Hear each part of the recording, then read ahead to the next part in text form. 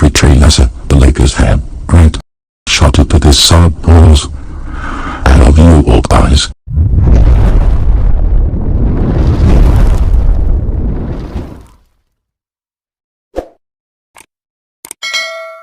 The Oklahoma City Thunder recently offered a reminder for such teams that trade season is fully upon us, dealing Al Horford, Moses Brown and a 2023 second-round pick to the Boston Celtics for Kemba Walker, the number 16 overall pick in the 2021 draft and a 2025 second-round pick.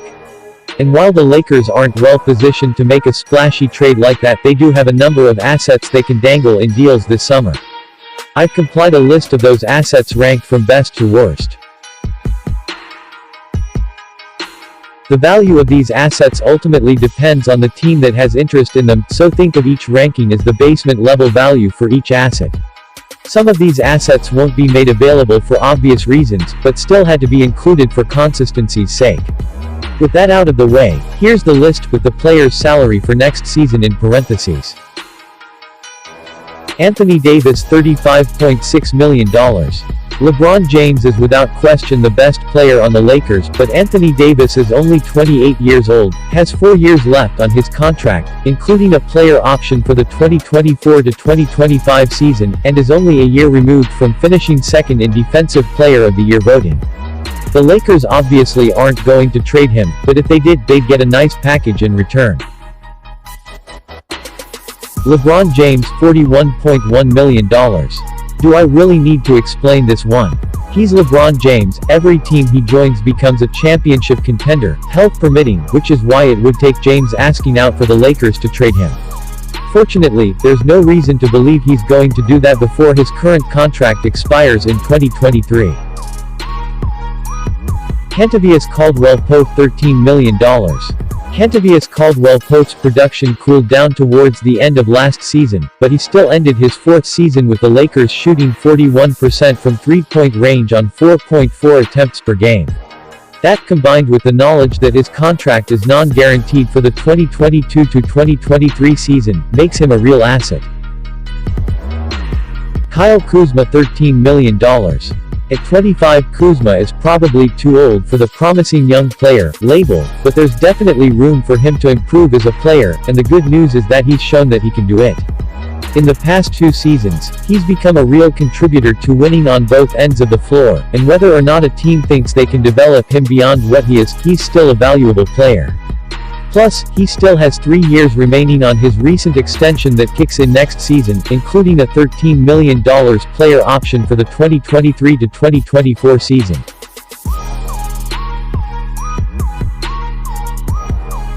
Talen Horton-Tucker, restricted. Talen Horton-Tucker isn't technically under contract with the Lakers next season, but he'll be a restricted free agent, and that, in theory, makes him a candidate for a sign and trade. Granted, any team that acquires him in a sign and trade would hard cap themselves, but a team may think he's worth the risk because of his age 20 and physical gifts. It's possible the Lakers could get something for him if they are willing to facilitate his exit to a preferable destination. Their 2027 first-round pick. Because of the Stepien rule, which prohibits teams from trading first-round picks in back-to-back seasons, named after legendarily bad Cavaliers owner Ted Stepien, the only future first-round the Lakers have to offer is their 2027 first-round pick, because they could potentially still owe a 2025 first-round pick to the Pelicans as a result of the Anthony Davis trade. So until the fate of that pick is decided, 2027 is the nearest future first-rounder they can deal. There's no telling where the Lakers will be 6 years from now, but that's what makes the pick so potentially enticing. The only reason that it's not ranked higher is because, for the Lakers, the contracts of Kentavious Caldwell-Pope, Kyle Kuzma and Talen Horton-Tucker are more valuable because they don't have salary filler otherwise. They'd also likely only make the pick available if an all-star level player was on the table, so the pick doesn't mean much without the contracts. The number 22 pick in the 2021 NBA Draft.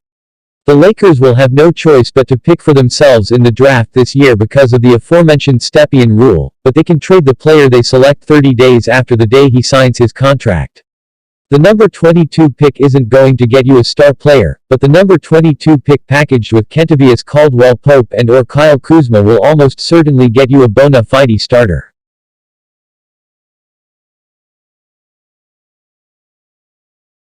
Marc Gasol $2.69 million. Retirement is always on the table if Marc Gasol doesn't want to be traded, but if he's open to the idea, the Lakers could flip him for another player on a veteran's minimum contract. Alfonzo McKinnie $1.9 million. Alfonzo McKinnie's salary is non-guaranteed next season and for the 2022-2023 season, so a team looking to shed some salary may be able to part with one of their more productive end-of-the-bench players for him, which is ironically how the Lakers ended up with McKinnie last summer while salary dumping JaVale McGee to make room for Gasol. Time is a flat circle. It's not unreasonable to think that the Lakers can get a meaningful upgrade by sacrificing a combination of the assets that they have outside of James and Davis, but generally speaking, it's going to be hard for them to make a big trade because they already made their home run play with the Davis trade. If they do make moves this summer, it's going to be for guys that can get on base. If you enjoyed this video and want to hear from me again, be sure to hit that subscribe button before you go.